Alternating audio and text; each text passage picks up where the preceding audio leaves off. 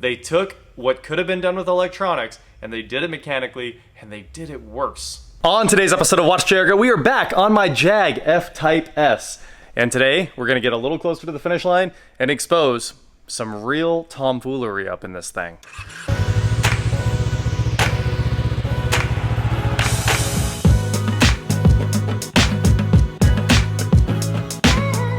What is going on, guys? I am Watch Jericho, and like I said, I'm here with my 2014 Jag F-Type S with the V6. And in the last episode, we got the supercharger off, which was an ordeal. That's off. A lot of the other parts are off of here. We got the valley cleaned up. It's all vacuumed out. People were kind of freaking out about that, but a couple seconds with the vacuum, that's all cleaned up, and we are ready to keep pulling things out of here. Now, I've been working away behind the scenes. You can see a lot of the wiring harness is off. Basically, every single thing's disconnected. And my plans on this engine pull have changed. I'm sure everyone knows what I'm about to say. It's coming out the bottom. I talked to a few of my Jag Tech friends, and they were like, dude, there's no way. You're not getting it out without coming out the bottom. And the reason that I now agree with them is I've tried to get the cats off, and those bolts are seized in place. I could go to the torch, and I could get them red hot, and I'm sure they'd let loose, and we'd get the bottoms off the cats. But there are top bolts on the exhaust coming off the manifolds, and those are hidden by shields. And Jag, in their infinite wisdom, made all the bolts on the shields impossible to get to if the thing is in there, because there's just no clearance. There's no clearance to work on anything in this engine bay. And not only that, somebody else mentioned that there was no way I was going to get the torque converter bolts out, and I think they're right. Usually, I would never agree. I will never give up. I'll just fight and fight.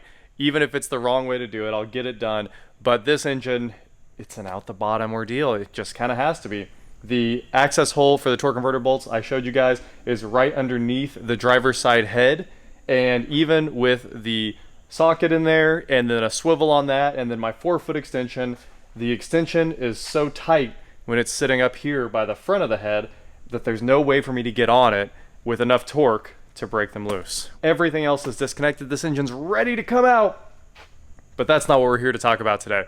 We are here to talk about this Jag tomfoolery, and that is getting engine sounds in your cabin. Before we make too much progress on the Jag, I need to take a second to tell you about the sponsor of today's video, Omaze. I'm excited to be working with Omaze again to offer you the chance to win an Airstream Caravelle 20 FB, a 2022 Ram Limited 1500 truck, and you can support a great cause while doing it. The Mutt Nation Foundation. Now, you're probably already familiar with Airstream, those big blimp-looking silver trailers that defined camping in America for, honestly, decades. And the Caravelle is one of their newest models with a full-size memory foam mattress, a bathroom with modern built-ins, premium kitchen appliances, and QuietStream climate control. Since that's an awesome camper, Omaze is throwing in that 2022 Ram Limited 1500 truck to pull it with, which is the perfect package. It's the right camper, the right truck, and you guys already know I think the Ram is the best truck on the road today. Let me know in the comments below what you would do with that truck and that camper. By entering to win, you'll also be supporting a great cause, Miranda Lambert's Mutt Nation Foundation. They're trying to find a forever home for every shelter animal. So for your chance to win that Airstream Caravelle 20 FB and that 2022 Ram Limited 1500, head on over to omaze.com/watchjrgo and enter now. Huge thank you to Omaze for sponsoring today's video and being a continued supporter of automotive creators like me. Now, back to the Jag. Now, I know what everybody's gonna say.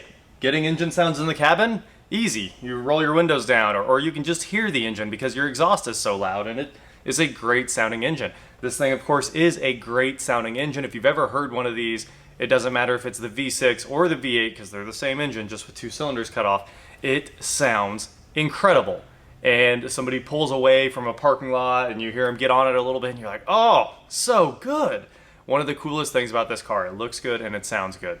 Mechanically, I'm not the biggest fan, honestly. I'd rather work on something that's repairable. But I'm gonna get that done, obviously. Now the sounds. Everybody has a way of getting engine sounds into the cabin these days, and it's usually electronic. I know the purists hate it. We hear a lot about it on the internet. All the critics are like, but the engine sounds fake. You know what? They don't even do that anymore. The critics for the engine sounds are gone. Now it's just the comment section. But what I'm talking about is a lot of the cars, when you put them in sport mode, use the audio system and the DSP for the audio system to produce an engine sound using the speakers and the subwoofer. And you know what? It sounds great. After a while, you stop hearing that it's a synthesized sound and it all kind of blends together, and you're like, oh, this is nasty when you put it in sport. And then you take it back out of sport and the car shuts up because the car was never that loud. They're built to be quiet. This car is built to be extremely quiet. And when you're in tour and you're just driving your car to the grocery store, it can be nice and quiet, civil, very grand touring.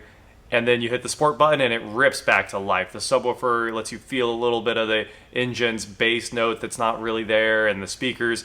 Obviously the engine sound gets louder out of those as the RPM increases. It's very simple. You take the RPM data from the ECU, feed that over the CAN bus to the audio system, and just say if the RPM increases, make more noise. Very simple. And if they change the drive mode, the car shuts up. Well, Jag, in their infinite wisdom, decided to make that more complicated.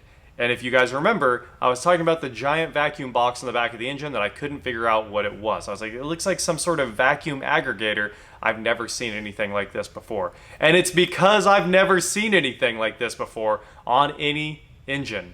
They took what could have been done with electronics and they did it mechanically, and they did it worse. Arguably making the car worse from a repair perspective, adding failure points. They just went all in on the wrong way to do engine sounds in the cabin. But I think the Jag argument was it's more mechanical than just faking it in the audio. And they're right, it is more mechanical, and like I said, it's bad for all of those reasons. So let's take a look at this.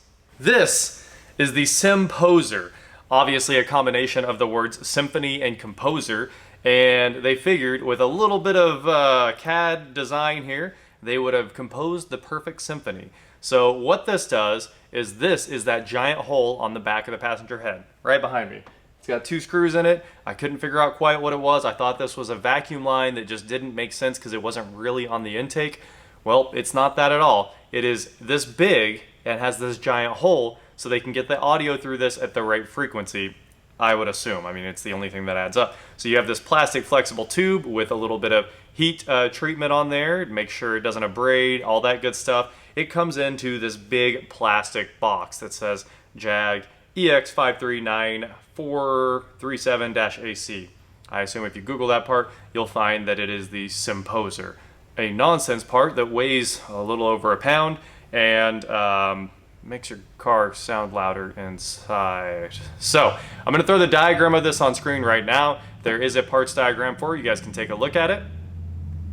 But simply put, the air comes out of the head here, comes into this box right there, and I'm going to guess that there's a diaphragm in there because they can't willingly create a vacuum leak or a boost leak, because obviously if you lost your boost out of the back of the head, the car would not run very well. Or if it was an intake leak, the car would not run very well. So it must be 2 chambers with a diaphragm through the middle, and then on this side there's this big vacuum valve. And this vacuum valve is actuated by this solenoid here that takes vacuum off of the vacuum line running behind the supercharger. And this is the valve that controls if the car shuts up the Symposer when you're in, I would assume, touring versus sport. So in sport or under rapid acceleration, I'm sure this opens, allowing vacuum in and letting the car make more noise in the cabin. And you're like, but how does it make noise in the cabin? Well, it's simple. The solenoid drives this vacuum valve that should have just been electronic. They could have solved a lot of this, but I get it. It was probably cheaper, and it could all be injection molded. And then that comes up here, and this comes into a hose, and this hose runs to a megaphone that's in the cabin. Literally a megaphone. So I'll show you that hose here in just a minute, but that is the entire assembly. It adds some additional wiring, and this stuff hanging off the bottom is the knock sensors. So that sub harness I talked about in the last video is the Symposer vacuum actuator and the knock sensors. Honestly, I think I might leave this out when I put the car back together. I'd very much like to get rid of this and have a aluminum block-off plate in there, and I'd leave the valve so it doesn't throw a check engine light. But just hook it up to nothing because it's absolutely unnecessary. Not to mention it was broken off. So there's glue in there. I think somebody had just gone ahead and kind of tried to patch this before, but that didn't work out. It broke right back off. So there you go, one more up close and personal view with the Symposer. Vacuum in, comes through here, solenoid, vacuum to the vacuum actuator, and that lets the air flow from here into there, into the hose in the cabin. And there's a little bit of rubber in there, so that kind of lends more credence to my guess that there's a diaphragm. Am I upset with Jag for doing something this crazy that compromises some of the drivetrain? No. I'm sure they were sitting in a meeting and somebody had the wild idea to do exactly what all the DSP-based systems do and do it mechanically, and they were like, yeah, that's more pure. And for some reason it went into production. I don't know how that passed to all these meetings. So I want you guys to tell me in the comments below what you think should have happened. Should the car have had the Symposer?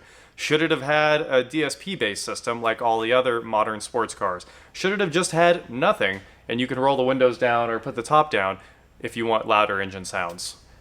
Personally, that's my favorite option because it's the simplest one, but let's jump under the hood right now and I'll show you guys a couple of the lines that connect to it. So this is where the Symposer sits on this big wiring bridge that we have here. It's a huge piece of plastic that moves a lot of the harness over it. A lot of the vacuum lines mount to it. Basically everything ends up mounting to these brackets right here. And this hose is the Symposer hose.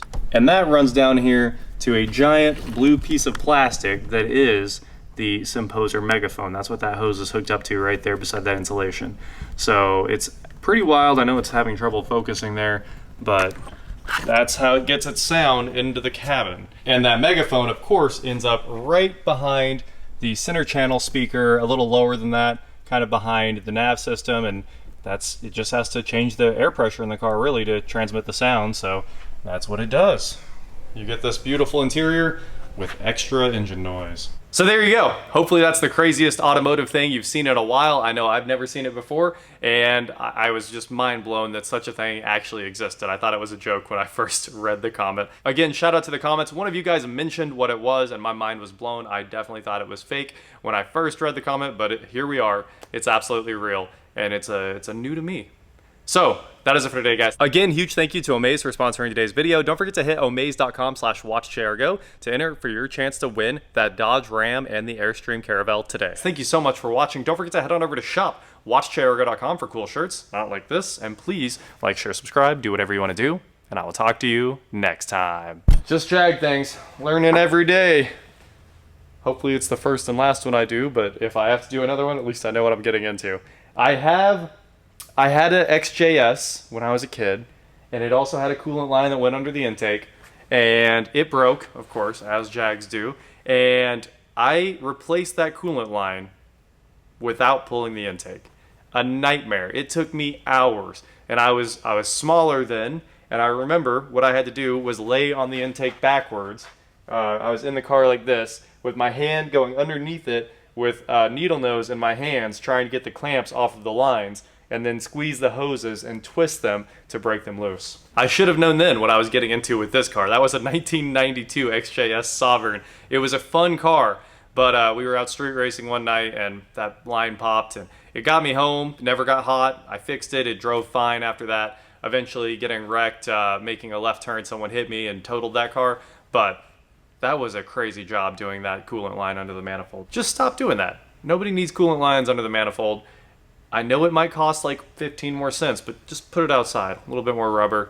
It'll be fine. Now I've got to get back to pulling this engine out. There's a lot more work to do, and I actually have to go buy a lift table to get the engine out. Harbor Freight has one that should work. You guys might find that pretty interesting.